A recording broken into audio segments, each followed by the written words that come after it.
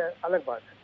लेकिन मुझे आश्चर्य इस बात पे हो रहा है कि गवर्नर साहब जो एनसीपी को, कांग्रेस को, शिवसेना को वक्त देने में ऐतराज कर रहे थे कि किसी को 24 घंटे नहीं दे रहे थे, किसी को 48 घंटे नहीं दे रहे थे, ये सब बातें कर रहे थे और गवर्नर सलूट लगा दिया उन्होंने उस वक्त। अभी तत्काल जब चीजें गठबंधन में कोई बन रही थी तो तत्काल सुबह सुबह मैं तो खुद भी अभी भी पता लगा है मुझे कि साहब इस तरीके से सरकार बन गई और शपथ भी हो गई। तो बड़ा आश्चर्य है। ये एक तरीके से प्रजातांत्रिक इंस्टीट्यूशंस का मजाक है। और जो डिफरेंट इंस्टीट्यूशंस बने, चाहे गवर्नर साहब के इंस्टीट्यूशन हो, चाहे दूसरे इंस्टीट्यूशंस हो, जो इस तरीके से काम कर रहे हैं, तो ये लगता ही है कि डेमोक्रेसी का मजाक हो रहा है। साथ साथ में इमोरल एक्ट हैं ये डेमोक्रेसी के, जो अनुकरणीय या बेहतर नहीं कहे जा सकते। बाकी तो विस्तार से भी जब पता लगेगा तो फिर इस पर टिप्पणी की जा सकती है। अभी इतना ही कहा जा सकता है कि बिल्कुल कोई बड़ा षड्यंत्रकारी तरीके से चीजें हो रही हैं। हमारी डेमोक्रेसी इतनी साफ सुथरी रही है कि उसके अंदर हर चीज साफ नजर आती है।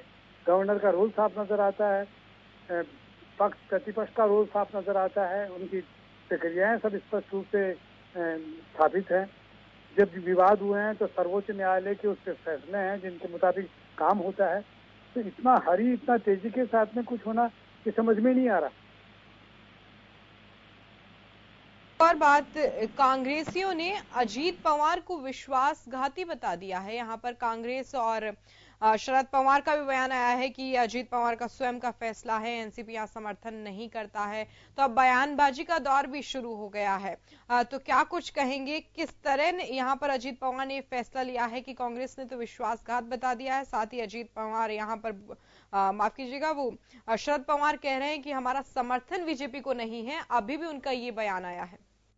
हाँ, निश्चित रूप से ये तो स्थापित हो रहा है कि शरद पवार की जो एक छवि बन रही थी और जिनका एक दबदबा और रुतबा बन रहा था मराठा राजनीति में, इस मौके पर जो कल तक का दृश्य बना हुआ था, उसमें एक तरीके से जिस तरीके से अजीत पवार निकल करके गए हैं और दावा कर रहे हैं कि उनके साथ में एनसीपी के लोग हैं और भारतीय जनता पार्टी ने स्वीकार कर लिया और साथ साथ में गवर्नर ने मान लिया। मजा ये है कि गवर्नर कैसे एक्सेप्ट कर रहे हैं इसको, जो भी है। लेकिन इसको अब क्या कहा जाए, जैसे एक्ट को तो उनका बिल्कुल ठीक है कहना चाहिए, विश्वासघात किया। कल तक आप बैठे हुए थे, डिप्टी चीफ मिनिस्टर बनना चाहते थे और आज आप उधर जाकर के बैठ गए।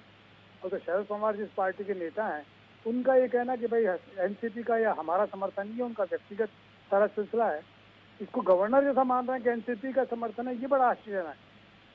तो ये सब अब मेरा ख्याल है कि विधानसभा में ही फैसला होगा कि किसके पास में बहुमत है, किसके पास में नहीं है। और एक तरीके से ये डिवीजन हो गया, मराठा सेंटिमेंट्स के साथ में मजाक हो गई। मराठाओं का जो सिलसिला बन रहा था शिवसेना के माध्यम से, एनसीपी के माध्यम से और कांग्रेस के माध्यम से, कि वो लोग भारतीय जनता पार्टी की इस तस्वीर को स्वीकार नहीं कर रहे थे महाराष्ट्र के अंदर। अब ये जो एक्ट हुआ है इसका तो कॉन्सिक्वेंसेस तो अब बाद में पता लगेंगे, लेकिन विधानसभा में कैसे बहुमत सिद्ध होगा ये देखने की बात होगी। चलिए सर, बहुत बहुत शुक्रिया हमारे साथ जुड़ने के लिए, तमाम बातचीत के लिए। वरिष्ठ पत्रकार ओम सैनी फोन लाइन पे थे। आपको बता दें कि एक तरीके से कह सकते हैं महाराष्ट्र की सियासत का ये भूचाल है।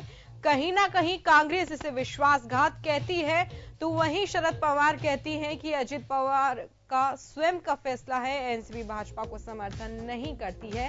लेकिन बहरहाल यहां पर गवर्नर के समक्ष देवेंद्र फडणवीस ने सीएम पद की शपथ ले दी है, अजित पवार ने डिप्टी सीएम पद की शपथ ले दी है। तो वहीं अब विधानसभा में देखना होगा, अपना बहुमत यहां इन दोनों को साबित करना होगा। जन टीवी की लेटेस्ट अपडेट पाने के लिए हमारे चैनल को जरूर सब्सक्राइब करें और नोटिफिकेशन पाने के लिए बेल आइकॉन दबाएं।